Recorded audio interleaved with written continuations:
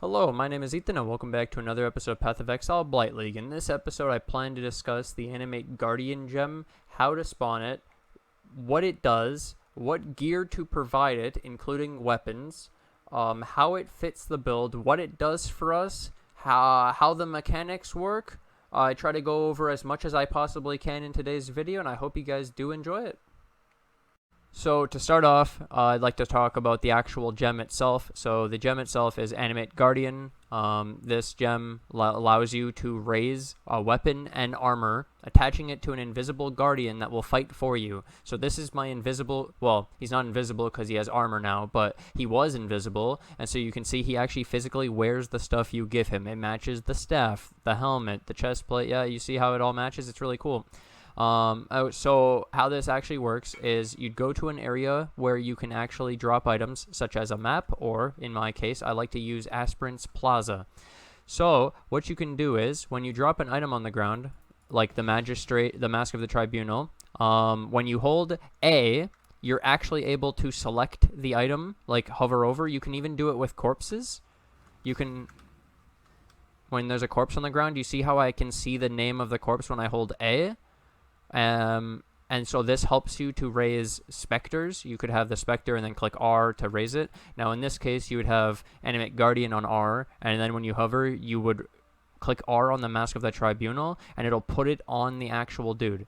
So what I could also do is you can replace the items. You can never get them back once you put them on. So know that once you commit an item, you can't get it back, and if you ever replace it or your Animate Guardian dies, all the items are gone, unless you have a craft on the chest plate that allows your Animate Guardian to drop its items on death. It's found in the Temple of Atzol, I'm pretty sure, the crafting recipe for that one. Okay, so these are the items. Alright, so the items I would recommend for the Animate Guardian if you're on a budget and you just want to try out Animate Guardian and you don't want to commit too much to the build because you don't know for sure that the Animate Guardian you have is going to be able to survive. You don't want to lose big ticket items. So what I would recommend is there's an item in the game for our build called Mask of the Tribunal, and this increases the defenses per 100 strength for nearby allies. It gives crit multi, and it gives a cast speed for intelligence. So the main reason for this is the increased defenses actually affects us. And so when you put this mask on your Animate Guardian and he's near you, he'll give you like 4% damage reduction, or 2 in this build. On my main build, it's more. So you can see it goes up when you summon him. That's really cool, right? The chest plate, the main reason we use this one is it gives 2% of life per second if he's been hit recently. That's a lot of life, by the way. It gives him all res life, and then gain an endurance charge when you take a critical strike, and it shares them with nearby party members, which includes us. Wow, we can get endurance charges from our Animate Guardian. The soldier gloves are really good because of 13% increased maximum life. We use Victario's Flight because it gives an AoE move speed buff of 10% to you and nearby allies. So it's him and us. Very cool. You can tell if you take him out again. And then you look at our move speed, 17. You spawn him, 27. Beautiful. Then we have Dying Breath on this one, okay? So this is increased area of effect of auras, skills, and we have increased effect of curses for the enemy, and also increased damage by 18%, and increased effect of non-curse auras. So basically you have this buff, Dying Breath. It grants increased damage. This is the budget version. This Dying Breath staff only costs 5 chaos to buy.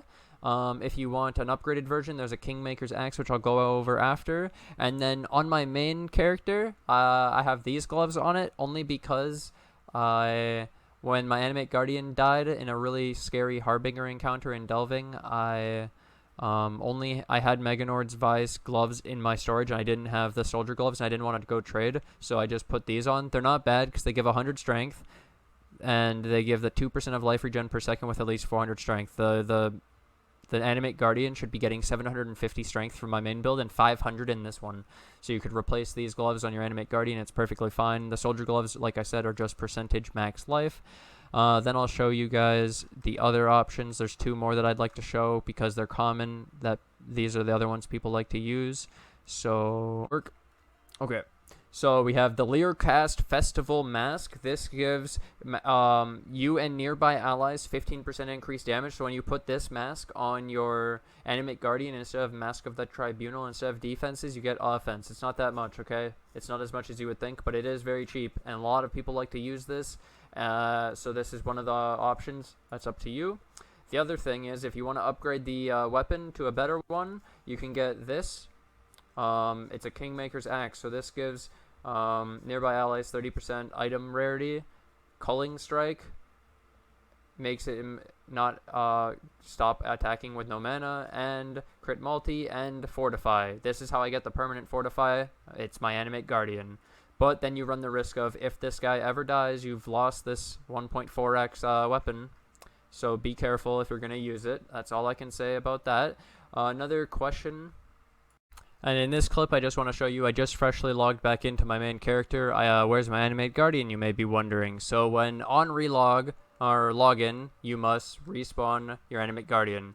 You have to spawn him every time you log in, kind of similar to like how you have to spawn the Holy Relic and your golems and zombies. It's like that. It saves all the gear to your character. Don't worry about it. You're not going to lose your Animate Guardian gear from logging out. It's no big deal. It's not like a worry. The gem doesn't even save it either. You could delete the gem, get a new gem, and it will still have all the gear.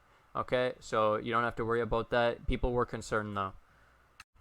I'd like to talk about the gems and links for the Animate Guardian. So currently I use my Animate Guardian in the Baron to get a +2. You can also get a +3 helmet. You could link this with Empowers. You could link it with Minion Life, Meat Shield. There's a lot of defensive options for your Animate Guardian to really make sure it never dies. But because we're so like confident, or that we don't care really if it dies, like a 1.4x loss every like week or two isn't really a big deal when we're pushing such crazy things in the game. So the links I use is Blood Magic with Spectre, and it's really for the Host Chieftain and the Carnage Chieftain. The Raised Spectre and the Blood Magic really don't do much for the Animate Guardian. So then the Animate Guardian only has one link. It has Meat Shield, and so the reason for Meat Shield is to keep your Animate Guardian close to you. He gets increased move speed.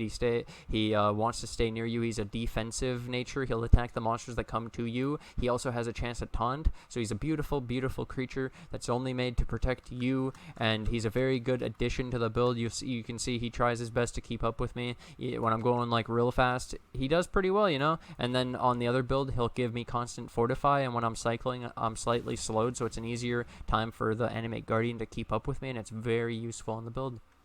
And now I'd like to talk about one last thing. Some people like to use their Animate Guardians to apply a curse. So you can equip an item, I believe it's a glove with curse on hit, sort of like this, so that your hits will curse. So then they give a chest plate to the Animate Guardian to get an extra additional curse, and then you can have 2 curses, right? And it's really like interesting, but I don't think that applying curses through a glove through your Animate Guardian is very good, because it's extremely unreliable and you can't really choose when to use it as often as like your own attack cursing or your cast when damage taken setup triggering a curse, like my main setup now. So I don't really like the whole applying curses. I'm just giving my opinion in case you, the viewer, are wondering about my opinion on curses through Animate Guardian. There you go. I gave my opinion. Thank you for watching this episode of Path of Exile Blight League. I hope you could learn something about the Animate Guardian that you didn't know before this video. If you didn't know how the Animate Guardian works and you were scared to use it and you were just avoiding it altogether in the build, and now you're able to use it and you understand it, I'm glad. That was the point of the video. I hope this has helped at least one person. If you guys learned anything new, make sure to hit that subscribe button. While you guys are at it, hit that little bell to receive a little extra piece of notification. Leave a comment in the comment section below if you have any questions about the Animate Guardian or a piece of gear that you want to use on it instead of the gear that I've shown in the video. You can support the channel and join today on the Patreon to support. So I already know I need to get a pop filter for the microphone. I bought it. I also buying a quieter fan so that I can turn up my microphone so I don't have to talk straight into it. That's the other thing. But if you guys want to also support the channel, I'll reinvest all all donations and support back into the channel to improve the videos in the future. We have a new YouTube member to announce on this one. So Patreon supporters, White Wolf, Tridentix, Starscream, and then our YouTube members, Garbar, Diverboy, Tridentix, White Wolf, Farkbone, Kirby, and we got Henrik added today.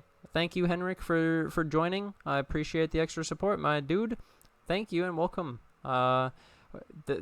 This is crazy. We just hit 17,900 subs today. I guess tomorrow we hit 18,000 subs. Again, we're still going strong at 100 subs a day. I hope you guys are just enjoying the series, and I'll continue. We're going towards level 100, and then we're going to continue delving.